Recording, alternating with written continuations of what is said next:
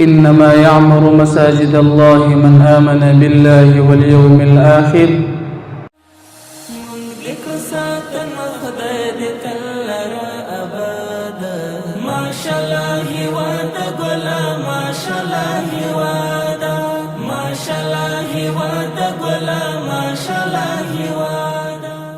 موږ د دغه خلکو څخه راضي خدای دې ځینې راضي سي. موږ د دغه خلکو څخه راضي خدای دې ځینې راضي سي. موږ د دغه خلکو څخه راضي خدای دې ځینې راضي سي.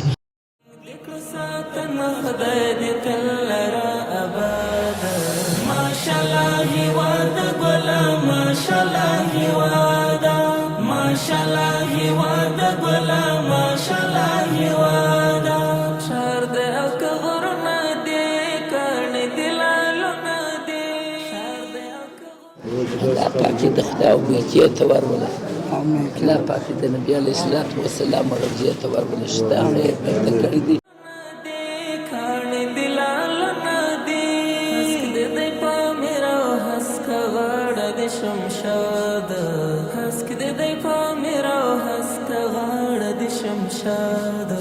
ماشاءالله هیواد ګلا ماشاءالله هیواد مونږ لیکو ساتن خدای دې تل را آباد. ماشاءالله هیواد ګلا ماشاءالله هیواد ماشاءالله هیواد ګلا ماشاءالله هیواد شایخې چې نه لري څښکلې درې لري شایخې چې نه لري. من بنى مسجدا لله بنى الله له بيتا في الجنة.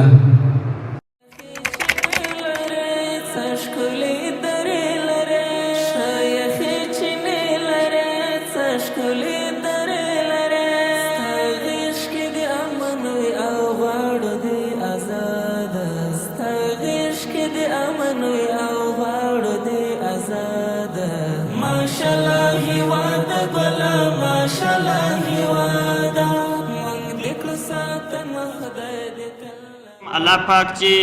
په دغه مسجد کې چې یوه خښته یا یوه افغانۍ مصرف کړي یا په خوشحالۍ الله پاک چې ده ته په هغه عوض کې الله پاک ده ته جنت ورکړي. الله پاک دې هغه جنت ته وزونه ورکړي په دنیا او په آخرت کې. الله دې جنت فردوس نصیب کړي چې زموږ سره په دې مسجد کې همکاري کړې ده. د دې برمې باندې په دې په دې ټول مسجد هغه شی چې کوم مسجد دغه نور پر کړی دی الله دې دنیا او آخرت کې وزونه ورکړي. اول حافظ مولوي صاحب ته تست جنت دې الله پاک وزونه کې تست دې مالای وزونه په دنیا او په آخرت کې ورکړي. لا آزاد خیلو دی وطن غرز پکا مشا خالد بیا لخبلو زمکا مشا د خپلواکي دی لا نظر مشورکا مشا خالد بیا لخبلو زمکا مشا.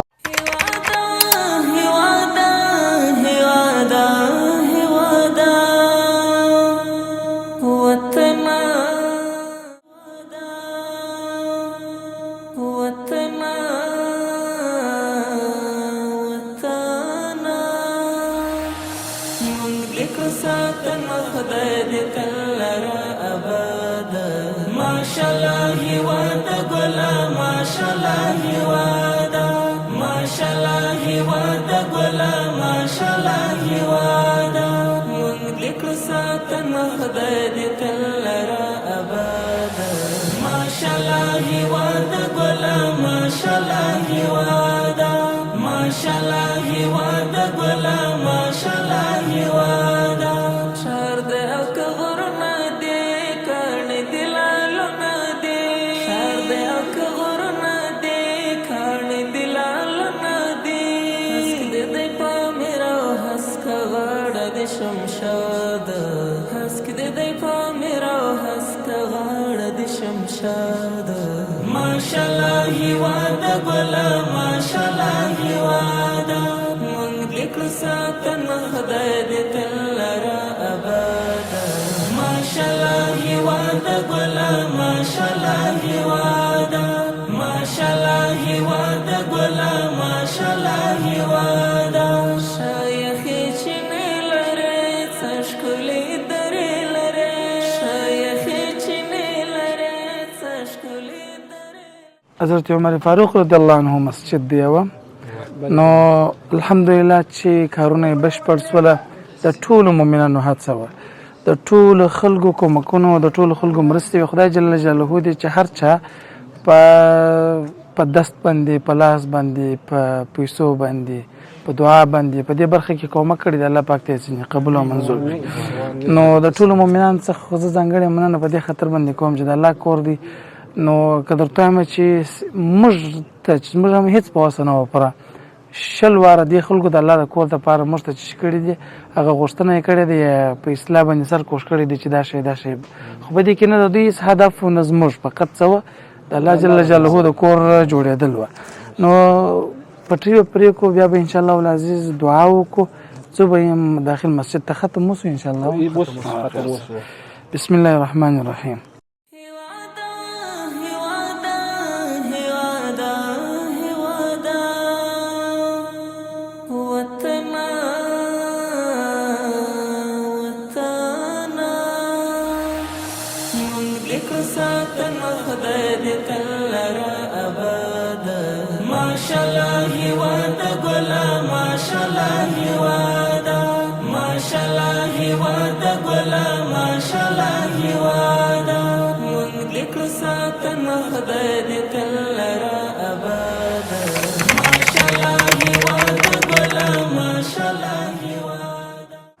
بسم الله الرحمن الرحيم سبح اسم ربك الأعلى الذي خلق فسوى والذي قدر فهدى والذي أخرج المرعى فجعله غثاء أحوى سنقرئك فلا تنسى إلا ما شاء الله إنه يعلم الجهر وما يخفى والآخرة خير وأبقى إن هذا لفي الصحف الأولى صحف إبراهيم وموسى سبحان ربك رب العزة عما يصفون وسلام على المرسلين والحمد لله رب العالمين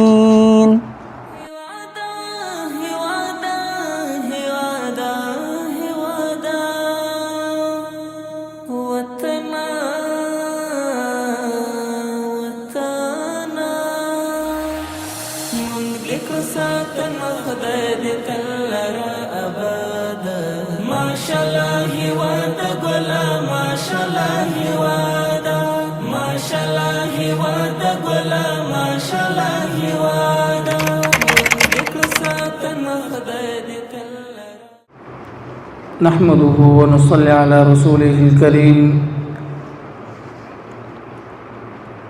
أما بعد فقد قال الله عز وجل في كتاب الله المجيد بسم الله الرحمن الرحيم إنما يعمر مساجد الله من آمن بالله واليوم الآخر صدق الله العلي العظيم وقال رسول الله صلى الله عليه وآله وصحبه وسلم من بنى مسجدا لله بنى الله له بيتا في الجنة. السلام عليكم ورحمة الله وبركاته.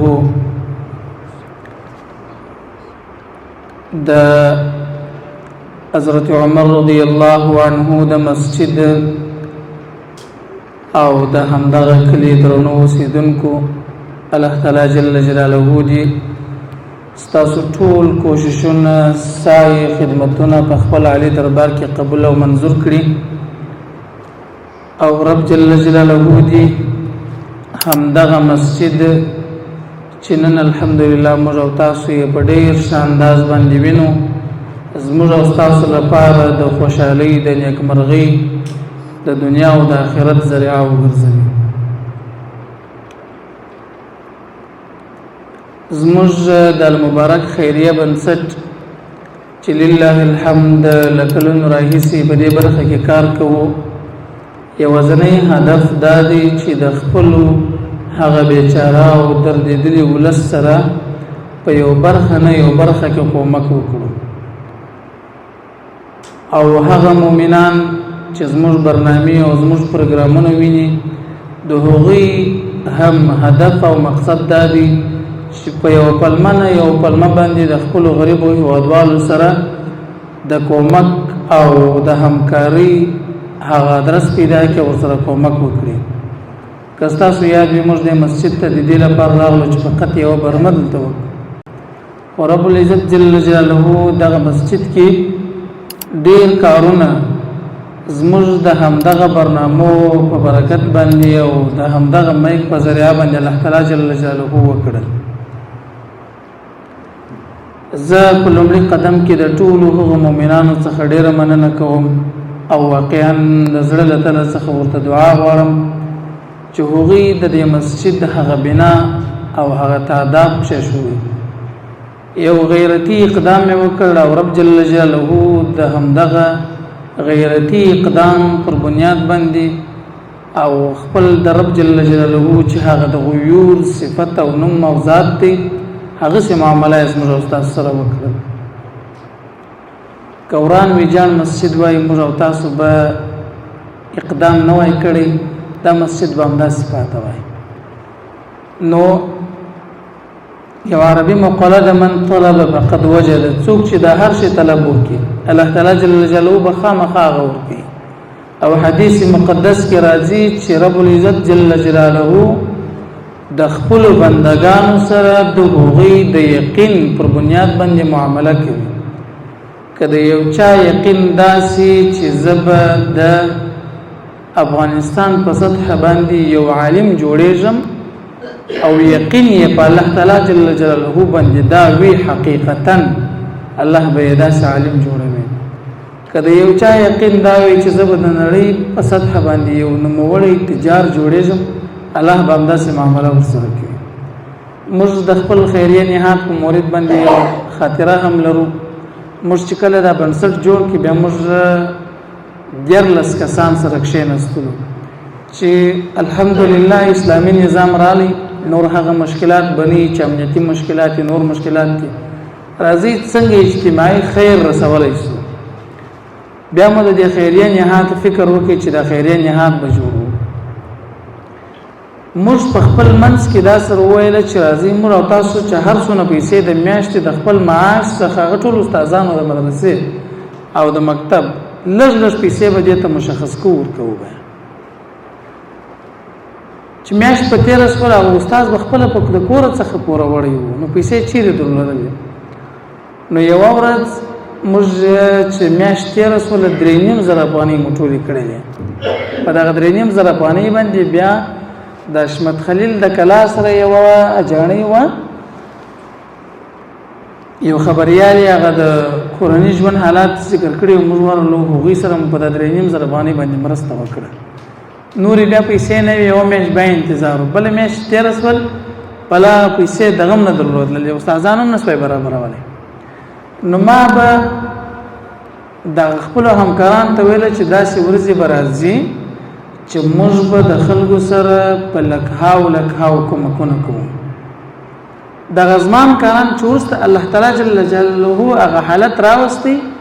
دوی موږ ته ویل د زړه موږ به سره ویله چې جاپي صاحب لږ چې دماغ کار پرېښي موږ 2,000 افغانۍ 3,000 افغانۍ نسو برابرولی یو دلته بیا به وایي چې داسې به موږ ځو د زلزله ځپلو سره به کومک کوو د مهاجرینو سره به کومک کوو د سیلاب ځپلو سره به کومک کوو. دغه حالت واقعا هم د عقل لرې وه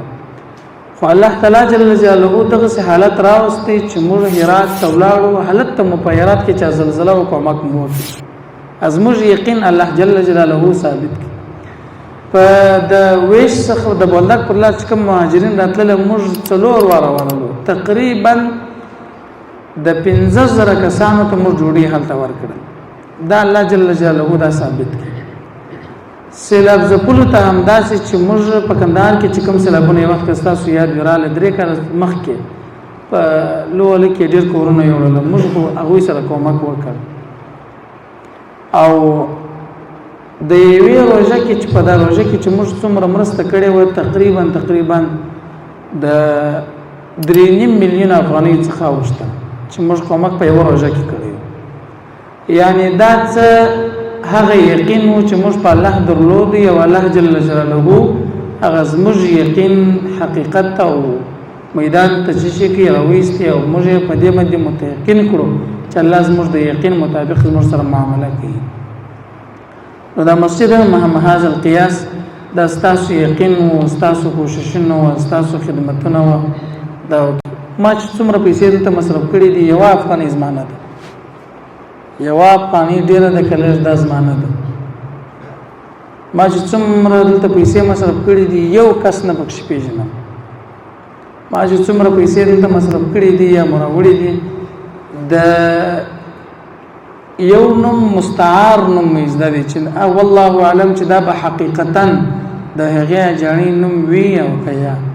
نوم مې نه دی زده څونه لله بالله معامله ده او زه مطمئن یم چې دا تاسو ټول ناسس د یو زما نوم نه دی زده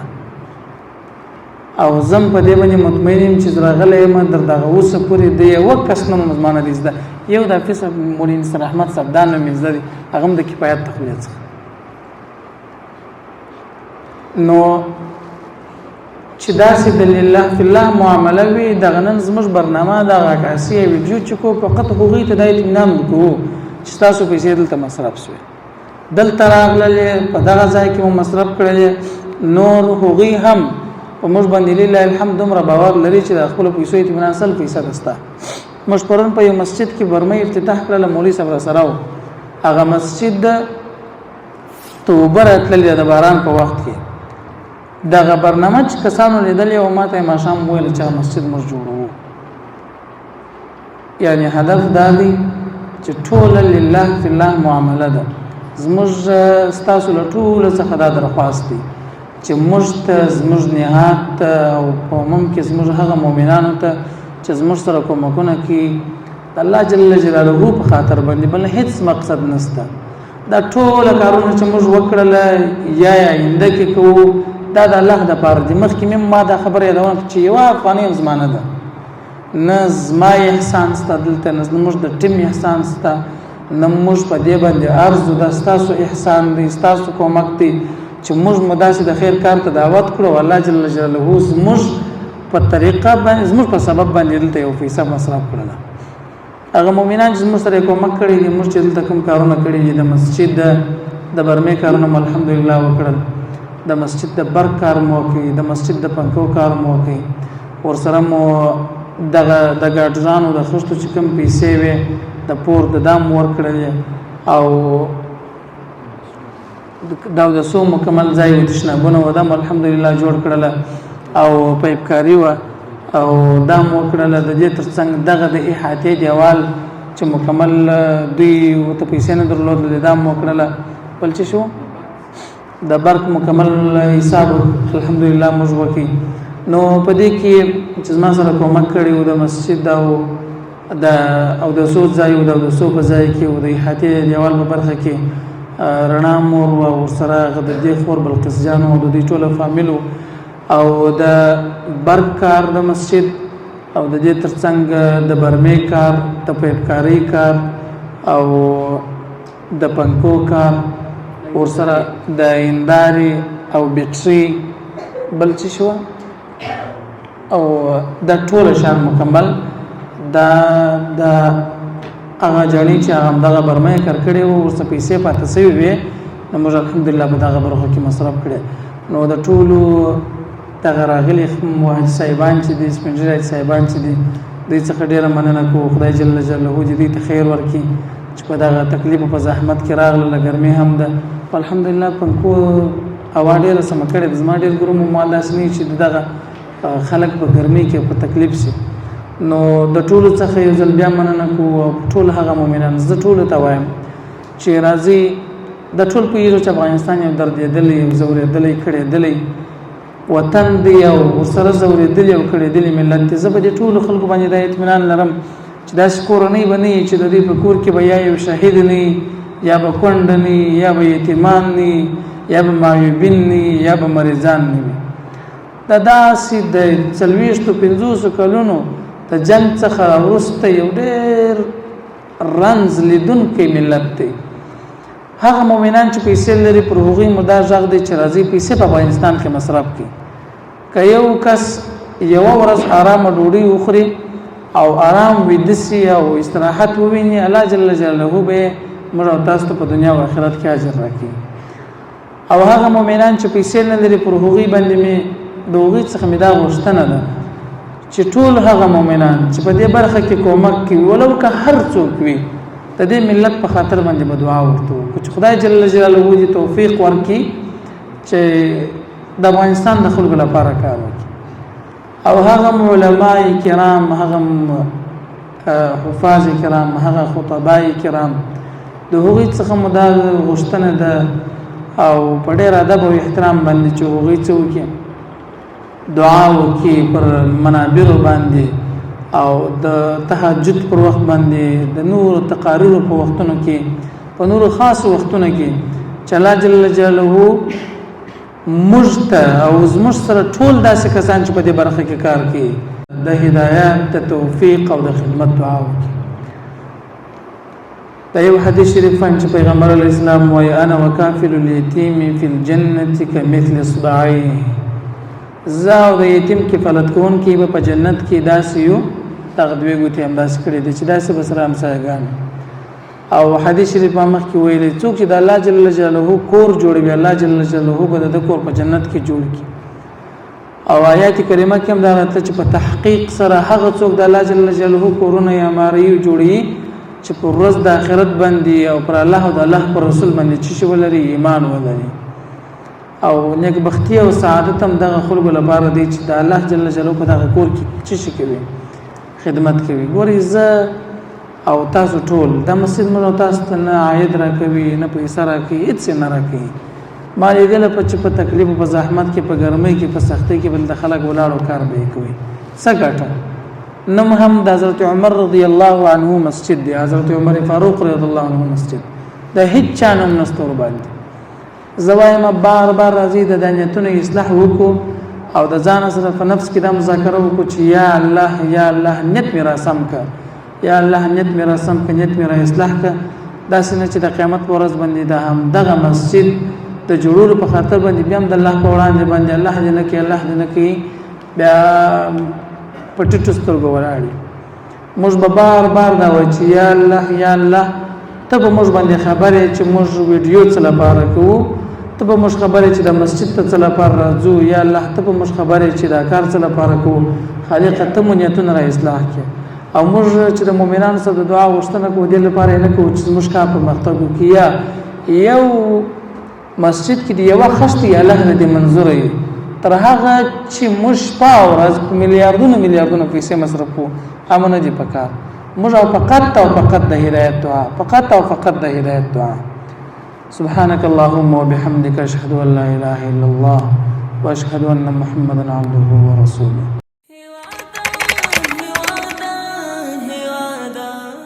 رسوله الكريم أما بعد فأعوذ بالله من الشيطان الرجيم بسم الله الرحمن الرحيم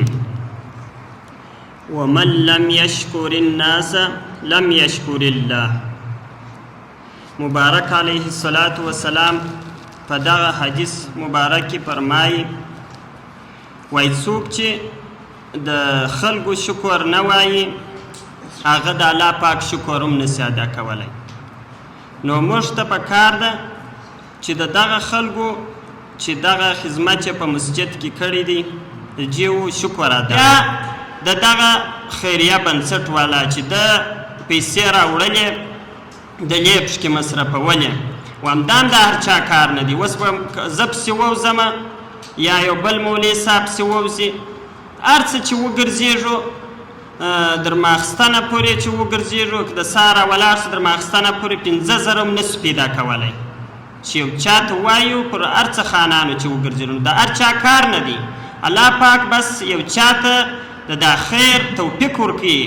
هر څوک بیا دا کار نشي کولی چې هر څه یې ورته پرېښي نو دی بس د الله پاک دپاره د الله پاک کور آبادوي نو دی ګرده ورځ بس په دې تلاش کې چې ما ته الله پاک په دې عوض کې جنت راکړي نو خدای تعالی دې موږ تاسو ته توفیق راکړي چې دا مسجد وساتو ښه پاک یې وساتو نو زه خبرو ته پر دغه ځای بس خاتمه ورکوم الله پاک چې په دغه مسجد کې چې یوه خښته یا یوه افغانۍ مصرف کړي یا په خوشحالۍ الله پاک چې ده ته په هغه عوض کې الله پاک ده ته جنت ورکړي واخر دعوانا الحمد لله رب العالمین بسم الله الرحمن الرحیم ای ورونو په دغه مسجد کې چې دغو خلکو پر دغه ځای باندې یا په زړه یا په لاس یا په خوله یا په دست هر چا چې په دغه مسجد کې څه ورسره کړي دي الله پاک دې جنت ماوا په نصیب کړي الله پاک دې د نبي علیه الصلاة والسلام مجلسیان کې الله پاک دې هغه ځای وده ته ورکړي چې په ورځ د آخرت په 8000 قومه کې دی کامیاب وي او هر سړی هر مؤمن مسلمان چې دغه شانې کار و کتار کوي د دې مسجد کار کوي د اسلام دپاره داسې کارونه کوي خدای پاک بلاکۍ په دې درداغله کامیابه کړي په ورځ د آخرت کې خدای پاک په 8000 قومه کې کامیاب و سرفرازه کړي داسې لار دا د مسجد داسې دی چې هر مؤمن مسلمان لمونځ پکې کوي د دغه سړي به ورځ در آخرته پورې کې په ګویا کې ورکړي کې پر فرش باندې ورکړي کې په خښته کې ورکړي کې په هنداره کې ورکړي کې لاس پکې کې زیر کړي کې پښه پکې کې زیره کړي کې اوبه ورته راوړي په ورځ د آخرت کې خدای پاک یې وزرونه ورکړي و دغه مؤمن مسلمان موږ د دغه خلکو څخه راضي خدای دې ځینې راضي سي موږ د دغه خلکو سره راضي خدای دې ځینې راضي سي موږ د دغه خلکو سره راضي خدای دې ځینې راضي سي الله پاک دې نور روم توان طاقت ورکړي چې د نورو مسلمانانو سره یې وکړي او هر مؤمن مسلمان ته دې خدای پاک ورکړي چې د هر مؤمن مسلمان سره دغه شان امداد وکړي په دغه لار ګران ورونو محترمو د دې محل مسلمانانو ورونه ډېر لیدلي وه الله پاک جل وعلا شانه جي و دغه کسانو ته چې د خیر بنسټ والا دي الله پاک جل وعلا شانه جي اجر عظیم ورکړي ولی مبارک صلی الله علیه و آله وسلم په حدیث مبارک کې راځي په مسجد کې چې دومره قدر کومک وکړي لکه د یوې کوترې قدر خټي چې په دې مسجد کې کار وکړي مبارک صلی الله علیه و آله وسلم وای داغه د پاره به الله پاک جل وعلا شانه په جنت کې ځای خونه تیار کړي ولی مبارک صلی الله علیه و آله وسلم مبارک وای درې شانې چې پس له مرګه و انسان ته په نیکۍ باندې دی و قبر ته د دی دغه شانو نیکۍ ورځي یو د هغو څخه رااخستی مساجد دی ولی مسجد کې چې انسان دغه د الله دپاره جوړ کړي پس له مرګه به د دغه مسجد کې چې کوم عبادت کیږي دغه مسجد در ورځې در قیامته پورې ولاړ وي د هغه انسان چې په قبر کې پروت وي د دې مسجد ثواب هغه و هغه کس ته رسېږي نو د دې مؤمن ولس دپاره چې دغه خدمت وسو او د الله پاک جل وعلا شانه مشتس ته دغه شکر اداینه راکړي چې دغه خلکو شکر ادا کو ولی مبارک صلی الله علیه وسلم دغه حدیث مبارک دی چې د انسانانو شکر ادا نه کی هغه د الله شکر هم نسی ادا کوله ومن لا یشکر الله د الله شکر نسی ادا کوله ومن لم یشکر الناس چې د انسانانو شکر ادا نه کی نو الله پاک جل وعلا شانه دې ته خیر ورکړي ولی الله پاک جل وعلا شانه وای دا دنیا کې مؤمنان د زما څخه جنت په مال او په نفس څخه رانیسي د دې وعده داسې نه ده چې واجب په قرآن کې شوی ده وعدن فی القرآن وعده په قرآن کې شوی ده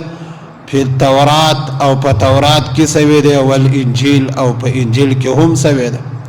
چې مؤمنان په دې دنیا کې د الله د طرف څخه جنت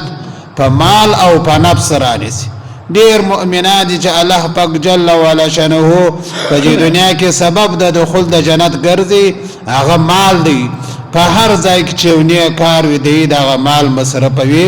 هغه خیر کار بیانو د ادرو کارو څخه چې یو هغه پل دی چې دی جوړ کی یا هغه ساده یا هغه مدرسه ده یا هغه خیر جاری مال دی چې د څخه پاتې وي پس لمرګ وده ته ثواب ورځي یا اولاد صالح دی یا داسې مسجد بنا کی هر انسان چې په دې کې شرکت کړی دی دا خو ته پرېږده چې د تبع الله جنت ورکي ورسته چې دی په دنیا کې دی به د دنیا څخه کړلی وي ورسته به د ته نیکي جمع کېږي هغه د ته به بیرته و قبر ته ورسیږي نو هغه د یو د هغه ځایو څخه یا مسجد دی نو الله پاک جل وعلا شانه دي و دغو خلکو ته خیر ورکي او الله پاک جل وعلا شانه دي موږ تاسو ته دا توفیق راکړي چې د دې عظیم مسجد احترام وکړو هغه کسان چې هغه خرابوي هغه کوشنیان وي هغه لیونیان وي بای چې د دې ځای څخه بند کو په دې کې بای چې داسې وظیفه دا چې کې داسې عبادت وسی چې وازي هر هغه انسان چې په دې کې شرکت کړي دا و دعای ورته وکړو چې سبب د هدایت وګرځي الله دې هغه بدی ژوند چې نه تیرېدونکي ژوند دی الله دې ورته خیر کړي واخر دعوانا ان الحمد لله رب العالمين. بسم الله الرحمن الرحیم. دغه ټوله کلي په همکاري سره د مشرانو سپین ږیرو ځوانانو په همکاري سره حافظ صاحب مبارک خو ډېر غټ انعامات حق لري پر موږ باندې چې موږ ورسره وکړو خو دا چې اوس موږ خپل د وس مطابق دلته درې جوړې کالي دي یوه لونګي ده دغه موږ درته ورکړي دي واده دې موږ سره قبول کړي موږ به دعا ورته کوو په آخرت کې الله پاک ته ډېر زیات اجر ورکړي والله پاک یې وزن ورکړي دلته په دنیا او آخرت کې موږ سره غټ همکاري کړې ده په دې مسجد جوړېدو کې موږ سره ډېره غټ همکاري کړې ده.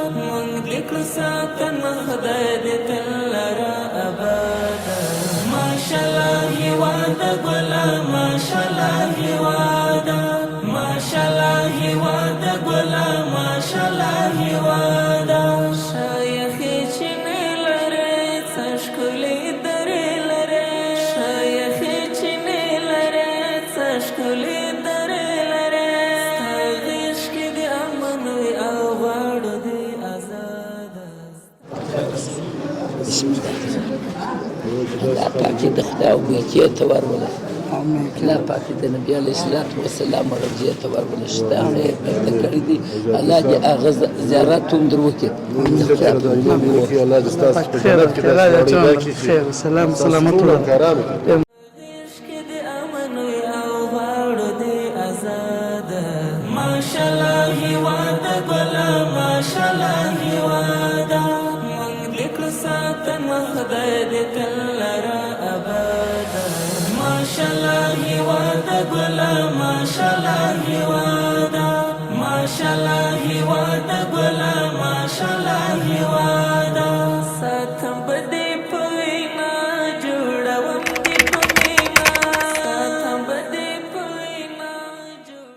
موږ خو د خپل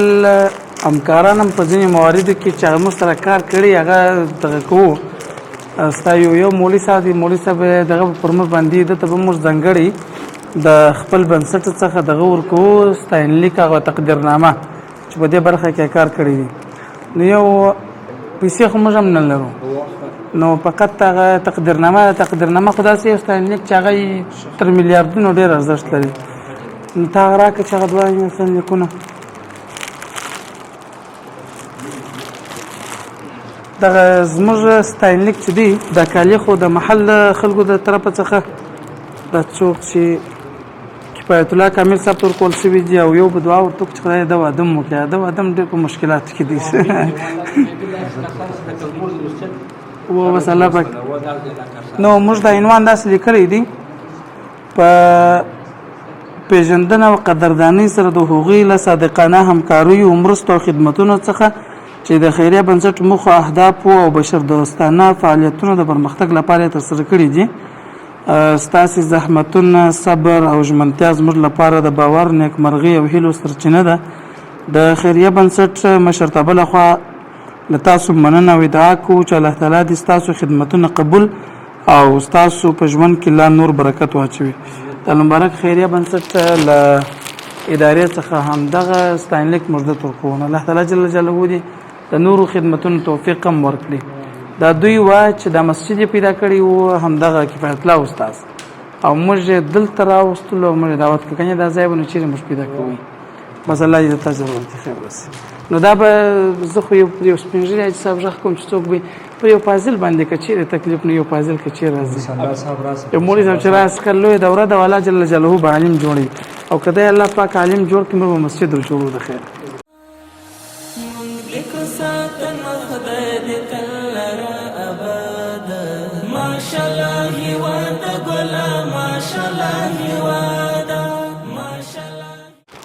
یو خدای زموږ د بنسټ دغه ټوله راپورونه چې وړي خلکو ته ورکوي، خلکو ته ورښیي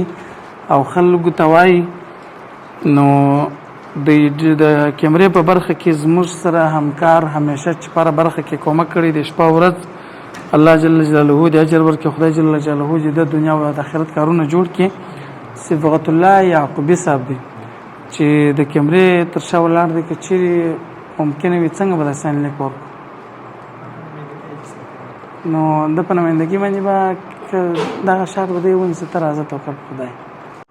نو زموږ سره همیشه همکار او کیمرمین چې زموږ سره په برخه کې کومک کوي صبغت الله یعقوبی صاحب دی. رب جل جلاله دې اجر ورکړي او دغه ستاینلیک واقعا هم دا معنوي ارزښت دی. ما ته خو تر ډېرو پیسو یو ستاینلیک ډېر مهم دی. نو بیا به انشاءالله موږ په ډېر اخلاص او صدق باندې ورکړی دي. کالي به د محل د خلکو له طریقه څخه او الله تعالی دې دوی قرباني قبوله کړي او ستاینلیک زموږ له طرفه کوم حساب ورکړي. بل فاضل به ورکړي مولوي محمد حسن صاحب الله جل جلاله دې ته علم نافع ورکړي. ماشاءالله هیواد ګلا ماشاءالله هیواد مونږ لیکو ساتنه خدای دې تل را آباد. ماشاءالله هیواد ګلا ماشاءالله هیواد ماشاءالله هیواد ګلا ماشاءالله هیواد. د مولوي صاحب مولوي نصر احمد صاحب ما دا کلمه حال خلکو را کړی د خدای جل جلاله دې د قرباني قبول کړي. زه مولوي صاحب تر کوم تخپه راځه او دا زه خپل لاسو باندې په خپل مبارک لاسو باندې الله پاک خیر درکړي. اگر یو ستاینلیک به ان شاء الله زموږ د ادارې لخوا ورکول کیږي.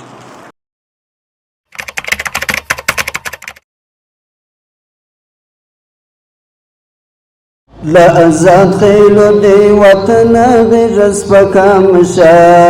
خالد بیا لخبلو زمکا مشا د خپل واکې دی لا نظر مشورکا مشا خالد بیا لخبلو زمکا مشا لا ازاد خیلو دی وطن غیرس پکا مشا خالد بیا لخبلو زمکا مشا د خپل واکې دی لا نظر مشورکا مشا خالد بیا لخبلو زمکا مشا افغان ټبر لري براجا او برواج نه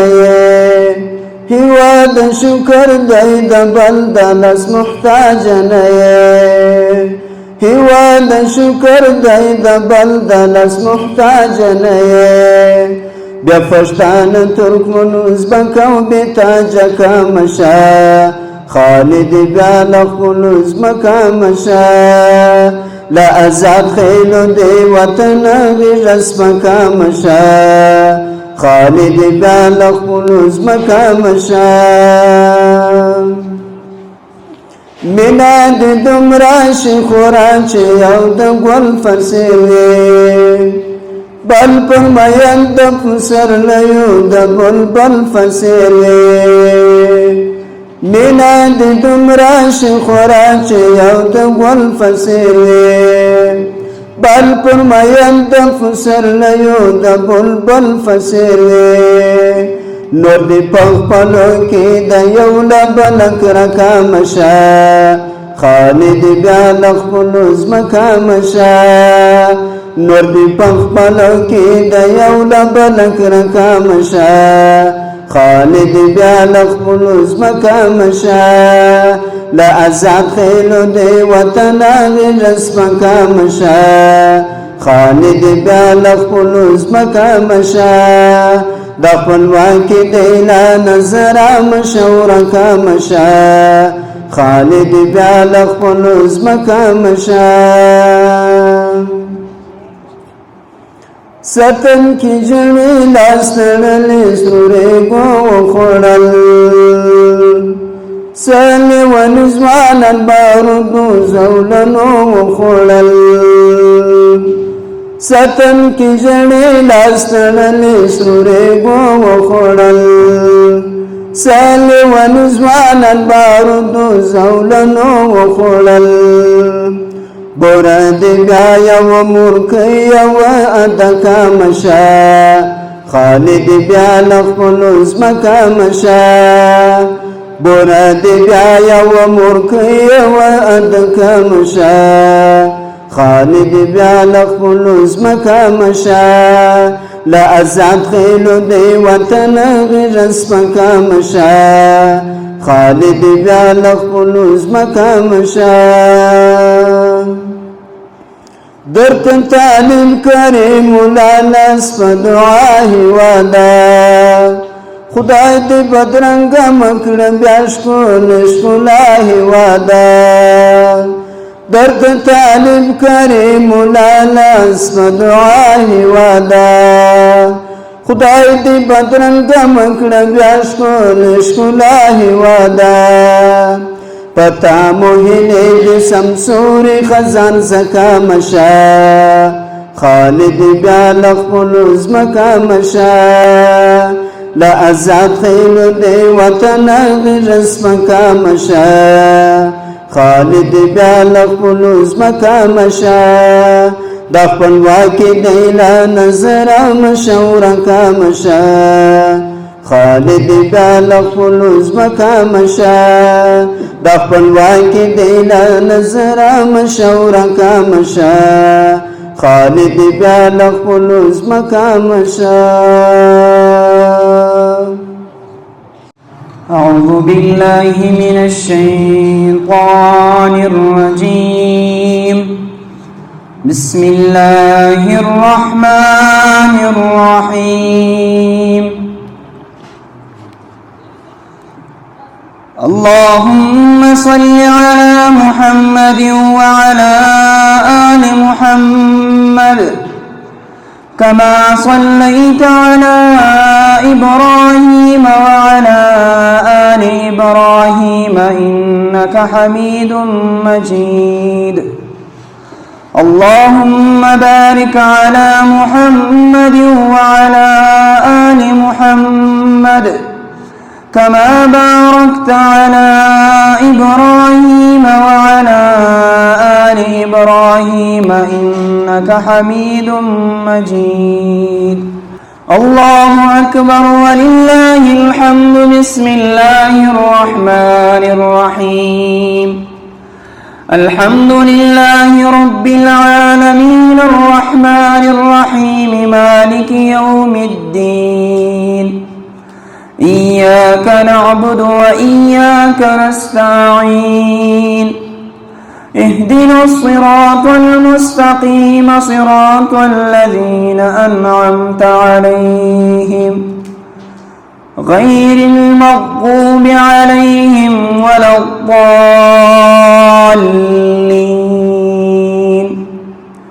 آمين. بسم الله الرحمن الرحيم. ألف لام ميم. ذلك الكتاب لا ريب فيه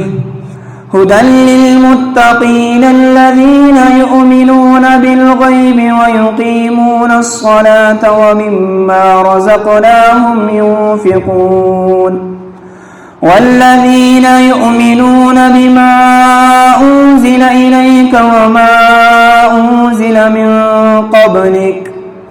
وبالآخرة هم يوقنون أولئك على هدى من ربهم وأولئك هم المفلحون. إن الذين كفروا سواء عليهم أأنذرتهم أم لم تنذرهم لا يؤمنون. ختم الله على قلوبهم وعلى سمعهم وعلى أبصارهم غشاوة ولهم عذاب عظيم.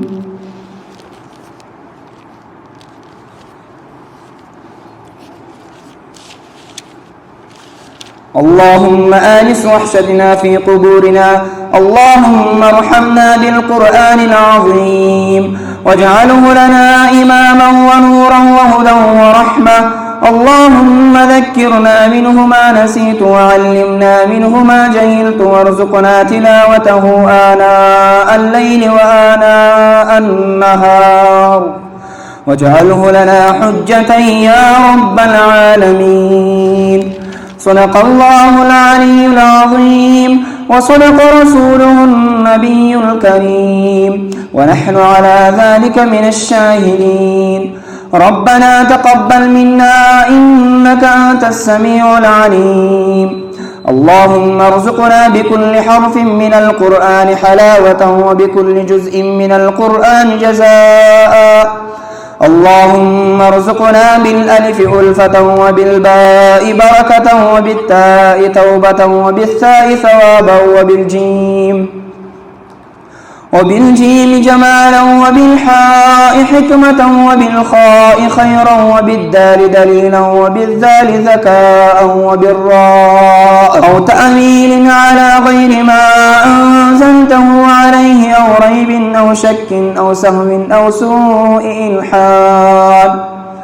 أو تعجيل عند تلاوة القرآن أو كسل أو سرعة أو زيغ لسان أو وقف بغير وقوف أو إدغام بغير مدغم أو إظهار بغير بيان أو مد أو تشديد أو همزة أو جزم أو إعراب بغير ما كتبه أو قلة رغبة ورهبة عند آيات الرحمة وآيات العذاب فاغفر لنا ربنا واكتبنا مع الشاهدين.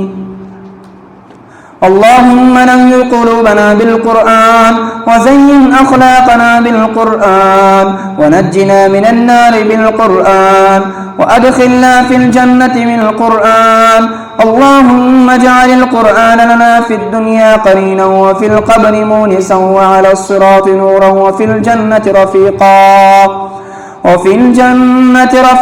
ومن النار سترا وحجابا وإلى الخيرات كلها دليلا فاكتبنا على التمام وارزقنا أداء بالقلب واللسان وحب الخير والسعادة والبشارة من الإيمان. وصلى الله تعالى على خير خلقه محمد مظهر لطفه ونور عرشه سيدنا محمد وآله وأصحابه أجمعين وسلم تسليما كثيرا سبحان ربك رب العزة عما يصفون وسلام على المرسلين والحمد لله رب العالمين. الحمد لله رب العالمين. والعاقبة للمتقين والصلاة والسلام على أشرف الأنبياء والمرسلين وعلى آله وأصحابه أجمعين. اللهم انزل ثواب ما قرأناه ونور ما سمعناه إلى روح سيدنا وحبيبنا وشفيعنا ومولانا محمد مصطفى صلى الله عليه وصحبه وسلم، وإلى أرواح جميع الأنبياء والمرسلين، وإلى أرواح جميع الصحابة والتابعين ومن تبعهم بإحسان إلى يوم الدين. اللهم اغفرهم وارحمهم وتجاوز عنهم. اللهم يمن كتابه ويسر حسابه وثقل ميزانه بالحسنات. اللهم باعد بينه وبين خطاياه كما بعدت بين المشرق والمغرب. اللهم اغفر لحينا وميتنا وشاهدنا وغائبنا وصغيرنا وكبيرنا وذكرنا وانثانا. اللهم من أحييته منا فأحيه على الإسلام، ومن توفيته منا فتوفه على الإيمان. اللهم ربنا آتنا في الدنيا حسنة وفي الآخرة حسنة وقنا عذاب النار، وقنا عذاب القبر، وقنا عذاب الحشر، وقنا عذاب يوم يقوم الحساب. وصلى الله تعالى على خير خلقه محمد وعلى آله وصحبه أجمعين برحمته.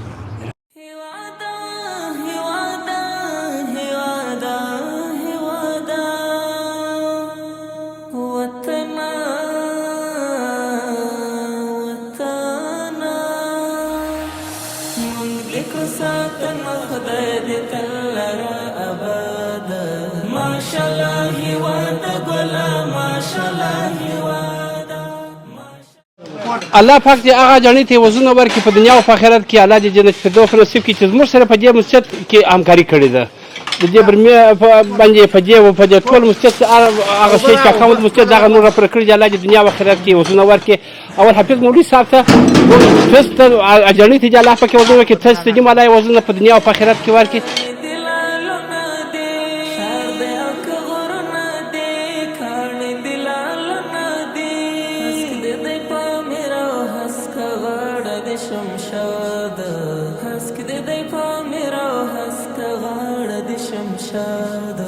ماشاءالله هیواد ګله ماشاءالله هیواده موږ دې کړو ساتنه خدای دې تل لره اباده.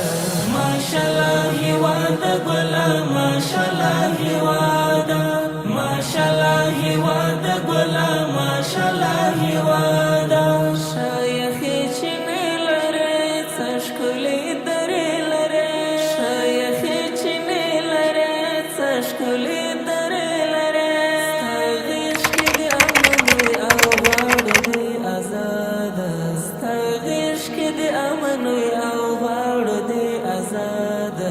ماشاءالله هیواد ګله ماشاءالله هیواده موږ دې کړو ساتنه خدای دې تل لره اباده. ماشاءالله هیواد ګله ماشاءالله هیواده ماشاءالله هیواد ګله ماشاءالله هیواده. ساتم به دې په وینا جوړوم دې په مینا، ساتم به دې په وینا جوړوم دې په مینا. چې ورنه د غواړې هغه به کړم برباد، ستا چې ورنه د غواړې هغه به کړم برباد. ماشاءالله هیواد ګله ماشاءالله هیواده موږ دې کړو ساتنه خدای دې تل لره اباده. ماشاءالله هیواد ګله ماشاءالله هیواده ماشاءالله هیواد ګله ماشاءالله هیواده. راټول دې لکه وروڼه یو لاس مو لسونه، راټول دې لکه وروڼه یو لاس مو لسونه. مینه ورور ولې دار شی وچې د فساده، مینه ورور ولې دار شی وچې د فساده. ماشاءالله هیواد ګله ماشاءالله هیواده موږ دې کړو ساتنه خدای دې تل لره اباده. ماشاءالله هیواد ګله ماشاءالله هیواده ماشاءالله هیواد ګله ماشاءالله هیواده. هر خوا پرمختګونه خوشحاله مو دې زړونه، هر خوا پرمختګونه خوشحاله مو دې زړونه. ستایم دې صفت همیشه دې زنده باد، ستایم فتح همیشه دې زنده باد ماشاءالله هیواد ګلا ماشاءالله هیواد مونږ لیکل ساتنه خدای دې تل لره آباد ماشاءالله هیواد ګلا ماشاءالله هیواد ماشاءالله هیواد ګلا ماشاءالله هیواد مونږ لیکل ساتنه خدای دې تل لره آباد ماشاءالله هیواد ګلا ماشاءالله